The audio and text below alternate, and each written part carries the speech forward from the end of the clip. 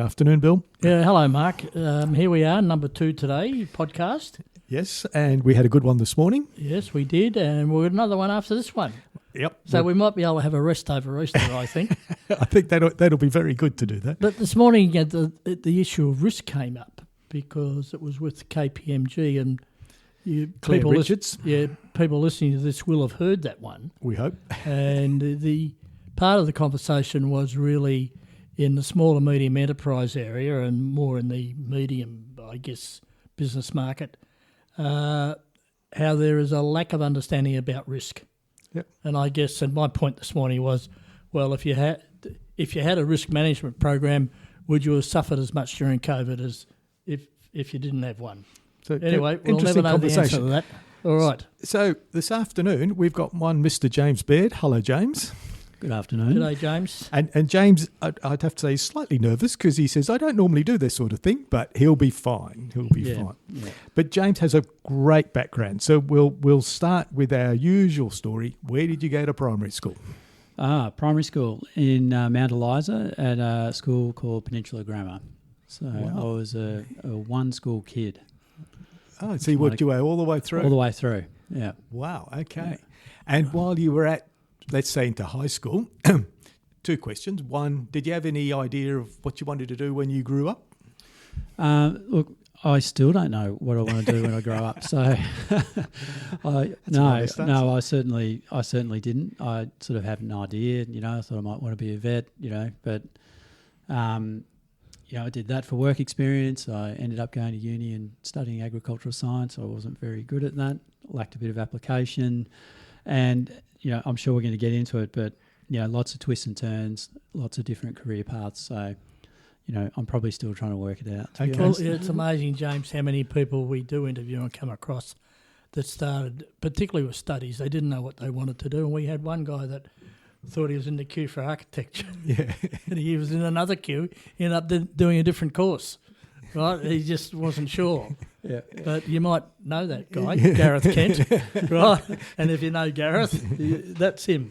Yeah. Right. Okay. Well, yeah, you just sort of make the most of what's presented, don't you? You That's do. right. And did you have any part-time jobs while you were at school and uni? Oh, yeah. I used to thin apples. So people ask, what's thinning apples? Yeah, what is thinning apples? Well, they grow in bunches and you sort of okay. get rid of a couple of them, and then that helps the one that's left to grow a bit bigger. And, I worked in the bottle shop in Hastings. That was a fairly colourful experience. I bet it was. Met a few interesting characters on the late shift there. Yeah, that was mostly it though, just sort of casual work. Yeah. So when you finished your degree, which uni did you go to? Oh, well, I mean, that's a controversial one. Oh, okay. Right. Far away. Well, I did say I lacked application, so I had a bit Which of a... 3 universities? Yeah, Right? yeah, that's right. So I started ag science at Melbourne Uni, and I had a lot of contact hours, but most of my friends didn't have very many contact hours, and I spent a lot of time with them, and I wasn't really dedicated, and I got asked to go away and have a think about it. And so at that point, I went to ANU and had a bit of a kick up my arse and studied environmental science up there, and did really well. I really enjoyed it. That's good. And that sort of led into the next stage of my career. And it's interesting. We've chatted to a few people that they've all said they had a kick up the arse by somebody. Is that one particular person did that to you? That sat you down and said, James, mate? No, it was a group of people. I think they call it the university board. Oh, yeah. But you did get a degree probably when you were doing your ag science degree, and it was probably a degree from Norton's Hotel. Would that be a fair comment? Yeah, a fair few contact hours down there, I would say. Yeah.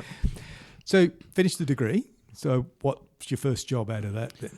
Part of my course was doing GIS, Geographic Information Systems. So then I quite liked that side of it and ended up working actually for the Department of Defence, the Defence Imagery Geospatial Organisation. They had an outpost in Bendigo, which was kind of a relic from the Second World War when the old, I think it was the old, map makers from the Army became a civil service, and that then morphed into Department of Defence, and we made maps. I made maps for the Army for a couple of years. Well, of course, that is GIS. I remember I was into that at one stage, particularly mapping. I ran a home delivery company for Cadbury Schweppes in Australia, and that was my introduction to it, actually. Yeah. And it was the big thing, of course, but now obviously taken over by technology again, gone that next step. Oh, this was version 55. This was sort of blending the early technology and the old school methodologies, and you had the 3D glasses and the photogrammetry, and then the cartographers, lining up the names of the rivers and the roads and the buildings and things like that. But I mean, it was kind of geopolitically interesting because it was I was working there at the time of the Timor independence vote. Yep. So we provided a lot of ground support maps as part of the peacekeeping there. And when all the Solomons were going through one of their coups, I don't know, they seem to have a lot of coups, but they were going through one of those. And so we're making, maps, to support that whole sort of dynamic as well. So it's kind of interesting in that space, but ultimately it was not very intellectually stimulating. Was it use of satellites in those days as well? No, photos. Just photos. Planes flying over, taking photos. Fly over, take photos. No Google Earth. There's no Google Earth, and then we'd look at them and put all the topography on there, and then they'd go off to the cartographers to label up and everything. Yes, it's amazing when you think, because that's not that long ago. 2000, 2001. Yeah. So in 25 years, every person with a computer or a phone, you just zoom in, goes in onto Google Earth and zooms in and goes, oh, what's that over there? It's unbelievable how it's changed, isn't it? So, James, at some stage, you, I guess, went out on your own or got involved in other issues. What was the first thing that you went into that what would you call entrepreneurial?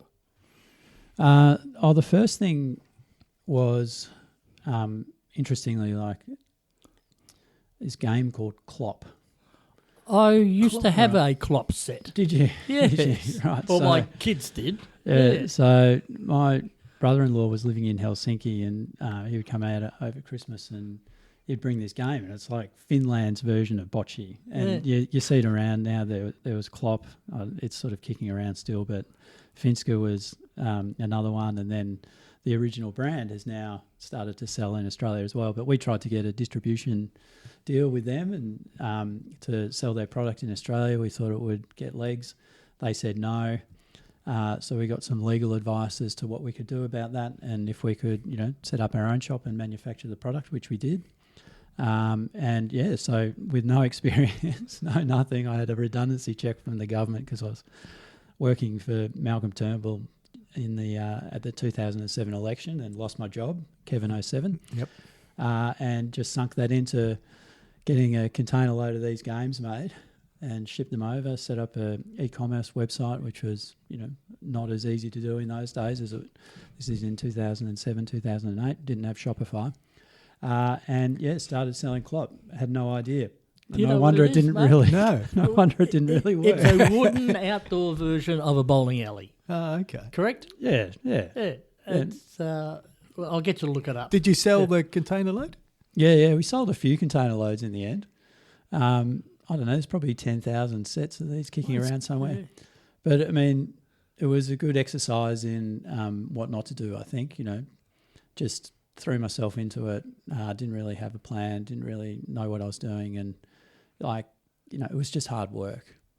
I know on Shark Tank, I used to watch that a bit, but there was one comment that I would make that always resonated with me, which was, you've got a product, not a business. And I think we had a product, not a business. Yeah. And so, we sort of chipped away at that. We had a bit of fun with it. We used to run the National Clop Championships, and, Avalon supported us one year. We did it on the waterfront. And, it was a good experience. And a terrible experience. I would suggest it was a learning experience. Yeah. So what followed? That'll be a theme. What followed that then? Before you go, just back to you mentioned Malcolm Turnbull. Yeah. How did you get into advising and that sort of? Was that out of the defence that you? The map making wasn't really sort of doing it for me, and I'd spent 2 years doing that, and I felt like I needed to kind of redo my qualifications to make them relevant again. So I went back to Canberra and I did a master's in environmental law, and off the back of that went and started working in environmental policy, particularly water policy with the Murray-Darling Basin Commission at the time. And so I was thinking about this actually, like this is probably the first point where my need to kind of feel closer to being in charge or closer to having influence over strategy and direction kind of really emerged. I got super frustrated at the Murray-Darling Basin Commission. It was like a decision taker, not a decision maker. I was working with all these governments. We only did things that were unanimously agreed. Yep. And I was like, well, I want to go and work for one of them and have an opinion, have a position and advocate for that. So I went and worked for one of a guy called Gary Nann, who was at the time John Howard's parliamentary secretary, and he had responsibility for water. We didn't have a water minister at the time federally. And so I went there and started working on water policy. And then when Malcolm became the environment minister, I went and moved into his office and I became his water policy advisor. So that's how I kind of ended up in that space. Good experience? Yeah, great experience, yeah. Is there a solution to the Murray-Darling? Because I've been reading about it for years. Yeah, I mean, it's well over 100 years of history, and you know, there's a lot of Groundhog Day in there. I don't know that there is. You know, people have been fighting over water for since the beginning of time, and they probably will be forever. It'll cause a war one day. Water. I imagine if you study history, it probably already has. Yeah. Unfortunately, I just think it's one of those scarce resources that is incredibly valuable, and in the Murray-Darling Basin, it's being shared across all those different jurisdictions. They've all got their own self-interest, and I mean, I don't even think the Commonwealth is necessarily the answer either. So, look, I don't know. We can just keep trying, and maybe sort of over time it just gets better. Right. Well, it's particularly in our ag industry, and food is vital for everybody and everything, and water is absolutely vital. And not many people realise it, but there's a severe 100-year, worst drought in 100 years down the Western District right now. And they're devastated. Yeah. I think, look, it's a good example of, I think, one of the major problems, and I don't know how you fix it, but in terms of public policy in general and election cycles. But, when there's scarcity, there's the impetus to act and to focus in on it. But when it's raining, the dams are full, there's no urgency. And so you don't have this sort of continuity of focus on these important issues. They tend to come in cycles. And so, we're seeing a cycle of, really heavy focus on housing affordability and, back into the first home buyers and all that kind of stuff. Like, that's just rolling in cycles. And I think water policy is the same. And so becomes suddenly the flavour of the month again. Yeah. Yeah. When a pending disaster might loom or something like that. And the trick is these things need ongoing focus. They're long-term issues. You need to be chipping away at them over the long term. But, the way they work, they go in cycles. And So keep those thoughts, because next Friday we're interviewing Sean Cumming to see our Barwon water. Oh, that's right. Yes, and in our region, in this sort of Barwon, Geelong, whatever region we want to call it, of course, with the rate of population that's predicted in this area, water has suddenly been recognised by everybody as we have to get a solution now, because we don't want to get a solution when we've got 500,000 people living here and we don't have it. Yeah, and that's the challenge, right? Is getting that investment up front. For a problem that you're trying to avoid in 20, 50 years' time. I mean, look at road infrastructure. I mean, it's classic. Yep. It's like we'll just be building and redoing we roads should turn forever. this into an election podcast. Anyway. So Klopp was Venture One. What happened next? Yeah, Klopp was Venture One. So you can still buy them, klopp.com.au. Very good. Go towards my retirement fund. So the next venture... so I mean, the next venture kind of came out of some, pretty challenging circumstances. So, a few twists and turns. Ended up in Geelong in 2011, and I was working as a lobbyist for Red Stick Communications. So and it was that because of your ministerial type stuff got Yeah, you to correct. think, what's the other side like? Yeah, that's right. okay, And so, we're moving down to Geelong, and Ali Murphy was running Red Stick Communications. She had experience in Canberra, but there's not a lot of people. There's more now, but at the time, there was probably only a handful of people across the region who had that experience. Yep. And so I started working with her.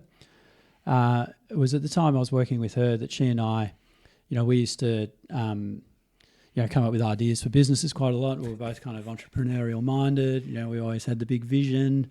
And so, we came up with an idea and started talking to investors about that.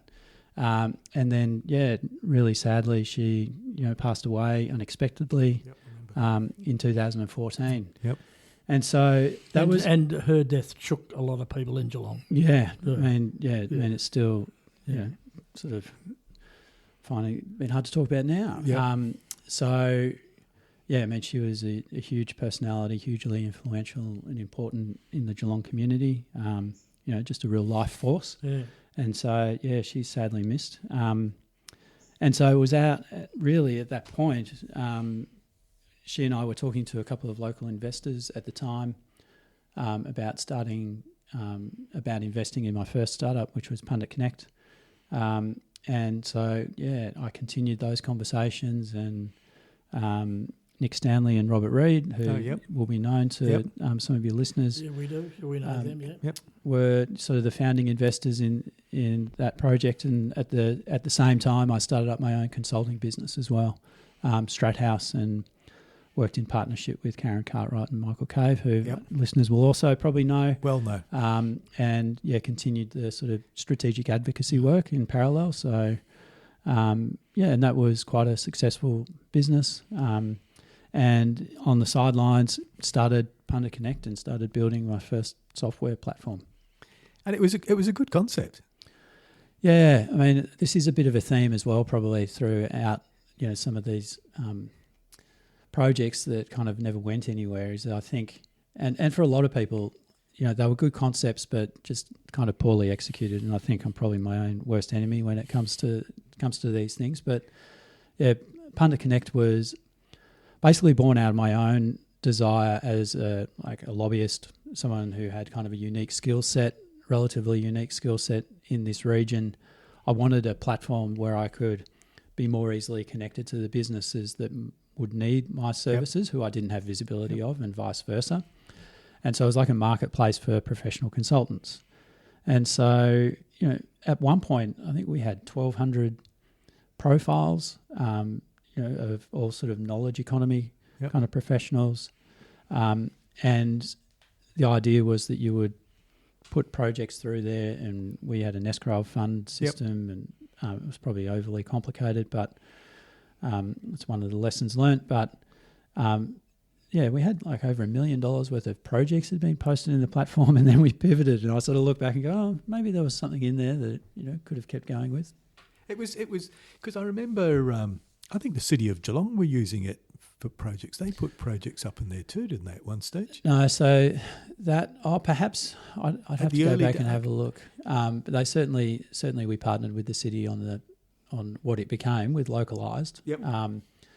But we had some good projects being posted through there, and we had a good network of people starting to build.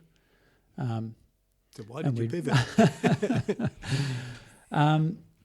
So, talking to a lot of local businesses about the platform and what it was trying to achieve, something that came through quite consistently was, I don't really use a lot of professional services. I've got my accountant, I've got my lawyer, but, if I could find someone who could help me fix a leak in the roof, who was local, then that would be interesting. And so this sort of thread emerged around, people can't find a whole range of suppliers that are here in our own backyard, and they were just invisible to them or hard to discover. And so we thought that the local procurement connections was an interesting path to go down. And then we were looking for ways to kind of monetize the platform as well. Our play initially really required massive scale for it to become profitable.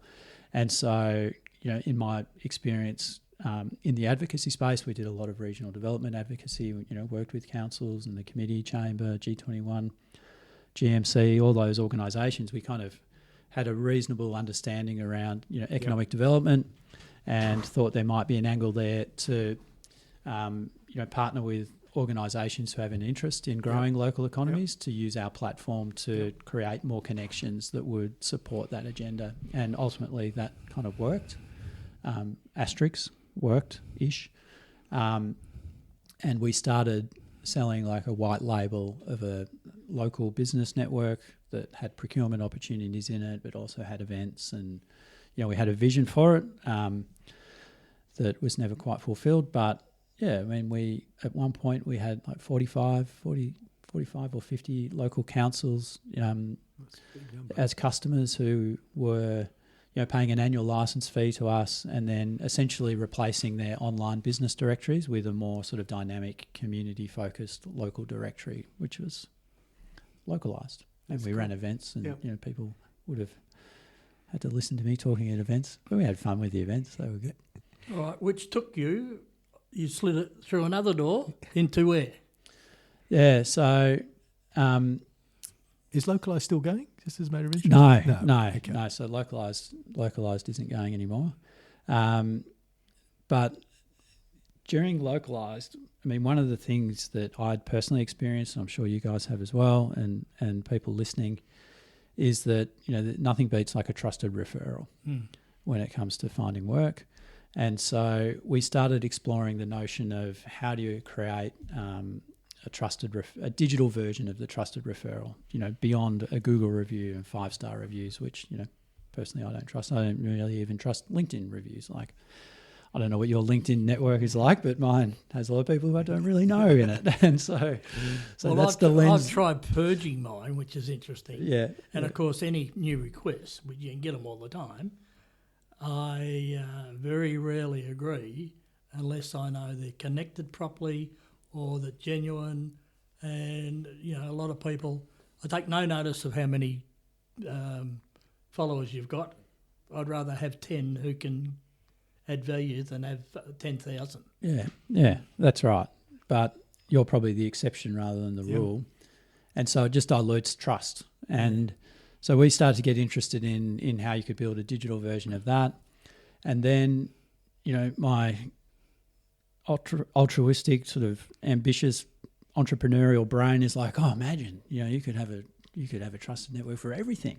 And this is probably one of the things that, I've tripped up on is rather than sort of focusing on the things that are working is almost being too ambitious in terms of what something could be, which then the pure size of it compared to how much time you've got creates a sense of urgency, and you start rushing and you don't focus on the fundamentals, and you end up pivoting 4 times, which is what we did. You run out of capital. And you run out of capital. Yes. Yeah. So the thing that you that's causing you to rush is actually the thing that ends up happening. Anyway. Now, we spun that out into 3-pool. So the idea being that there's always 3 people in a trusted referral. It'd be like, hey, Bill, can you recommend somebody to help me in my business? And you go, yeah, I can recommend Mark. And so then we've got, that was the notion for 3-pool, just not thruple, by the way, everybody. If you Google thruple. Well, I had that experience this morning in the meeting, and they were talking about some legal issues. And I said, well, I'm not going to recommend anybody, but the person that referred you to me, go back and talk to him because you trusted him. So trust him now to refer you where you need to go. That's right. Yeah. And so that was the foundations for 3-pool. So we spun that out as a separate company. I left Localised, and we raised a round of seed investment to get that up and running. And initially it was like a trusted network for people. And so we started to build that out. But we had a vision where we wanted to create a ubiquitous trust network where you could have, if you think about like different networks for different things. So I know you guys in the sort of the business context, but I don't know if you've got good taste in movies and books and things, right? Yeah. But then I've got other people who I trust for other things. And so, the trust is subjective and it's very personal. And so we wanted to, build a network where you could curate these trusted networks around the things that you're interested in. And so that was kind of the vision. We started with people, but then we fell into the trap of, we're running out of money, running out of time. When are we ever going to get to the big vision? We need to focus on like more of a consumer-based model. And we kind of burnt all of our time by restarting to focus on the big vision. And I think we probably missed an opportunity to build, the foundations of a good business. Has anyone else come up with a similar concept? No. And this is the thing that, this is a real lesson. I think if looking back, like I was too eager to pivot, to chase the big opportunity, thinking that if I don't do it now, someone else will do it and the opportunity will be lost. So if you think Threeple at the time, I was always trying to find ways we could monetize, because our growth in users was never so good that we could just be funded by venture capital.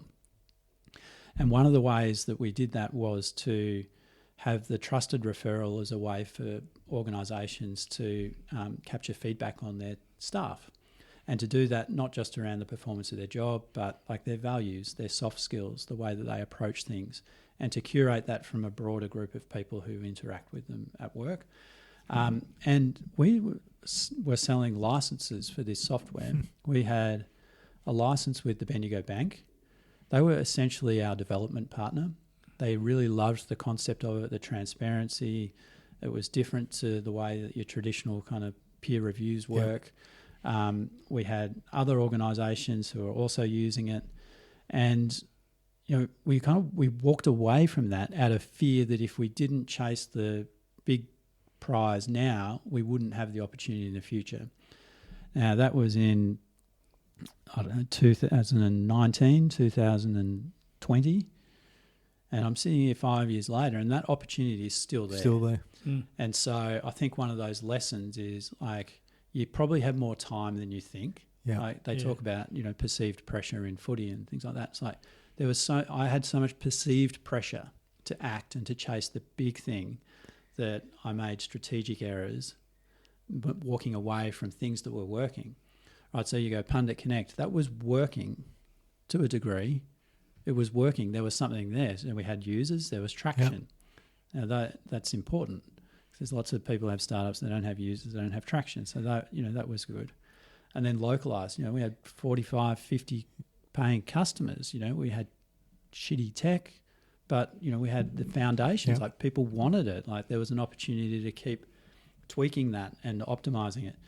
And then with Threeple, we had paying customers who liked what we were doing, who were partnering with us to shape this. And we walked away from that. I keep saying we, like it was me and this whole group of people. You and your alter ego. Right. We had, we always had people around me. Had co-founders and Theo and with Benjamin at Threeple, but then walked away, from that opportunity to chase the big thing. And I reflect on that often. While I'm lying awake at night, can't sleep, trawling over all my mistakes. Could have been, should have been. But I just think that perceived pressure, I think, and that's definitely on my mind in terms of how I'm approaching, what we're doing now, which is just to focus on the fundamentals. So just if you could go back in time, what would be the advice you'd give your younger self, given everything you've been? Because I've always admired you for that entrepreneurial ideas, coming up with things that you go, oh, that makes sense. Nobody's thought of it. Yeah. What would you say to your younger self? These are the couple of things. Don't what? Yeah, I think that you've got more time than you think. Yep. And that the opportunities that you think are going to disappear will still be there, right? They will still be there.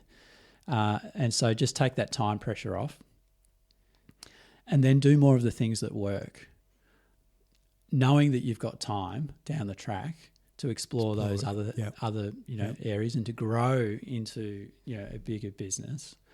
If things are working, if people are signing up, if people are using it, if people are paying you, like focus on those things and build out from those fundamentals. They would be the two things. Yeah. Well, it's like anything.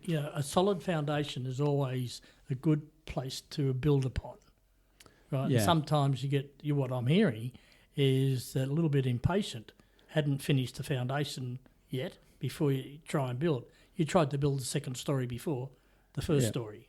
Yeah, I mean, usually I pay for my therapy, but it's great to just get it for free from Bill. We don't charge you. No, I hadn't. Look, there's an old saying about it takes 15 years to be an instant success, but I think IT's changed that. But I was talking to somebody recently and they want to sell their business and I said, well, how much time have you got? Maybe in 2 years' time. I said, well, yeah, you probably need it because you're not ready. Yeah, you've got to get it ready first before you even think about that. Yeah. So that leads us to Orchestrated. So tell us about Orchestrated.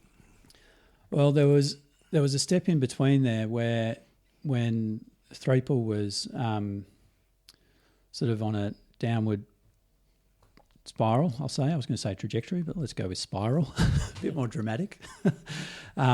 But, we ran out of money and my co-founder and I parted ways and, there was just no avenue to kind of kickstart that again. And so I sort of accidentally fell into working in enterprise.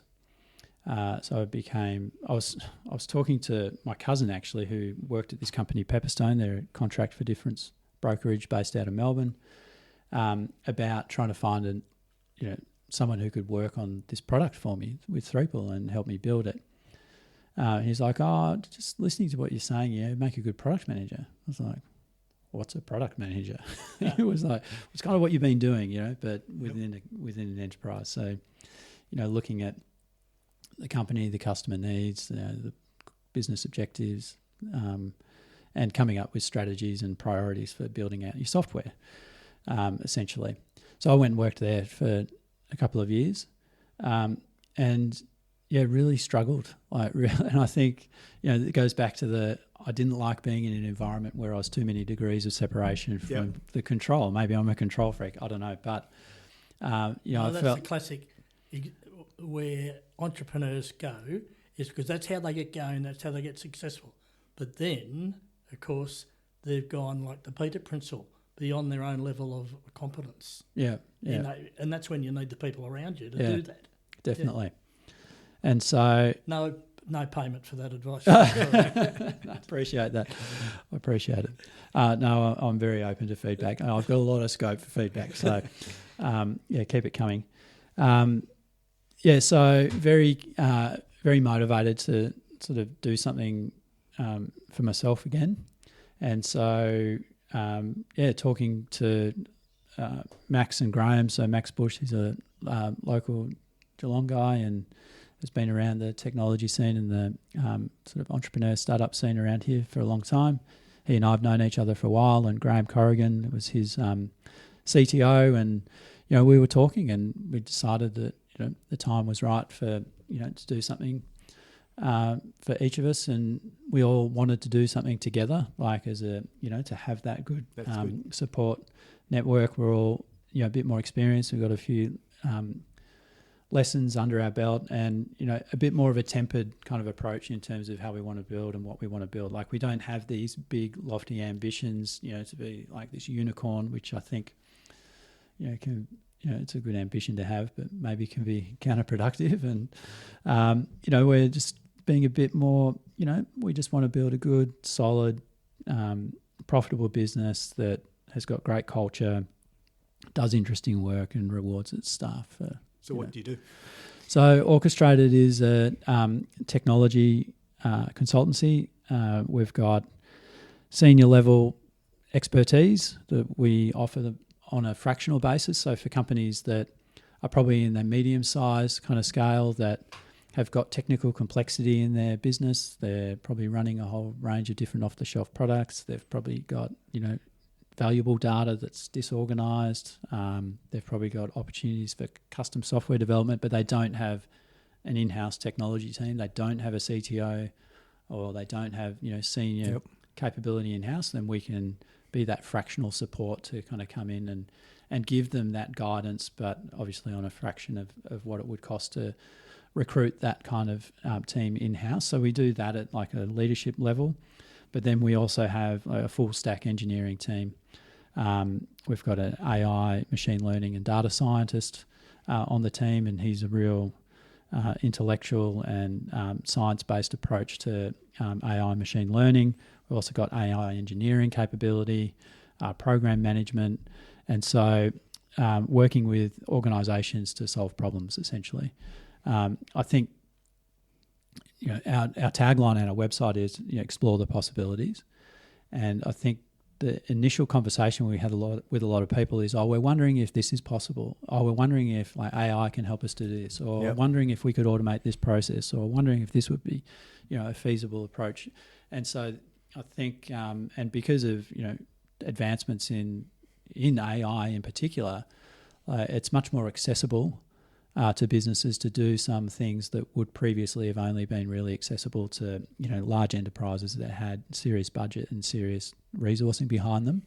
That kind of tooling, it's not quite democratized, but it's becoming much more accessible for businesses that can really leverage it. And I'm talking about those businesses that are growing, but don't necessarily yet have that internal capability, and probably don't need to kind of capitalise on it.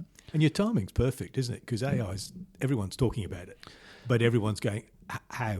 Yeah, that's the how. Yep. And it's interesting because a lot of the time it's not AI isn't the answer. Yep. It's kind of the impetus for the question to be asked. Can AI automate something? Can AI do this? And we'll look at it and go, well, it could, but it's probably not your best path. Here's a better path.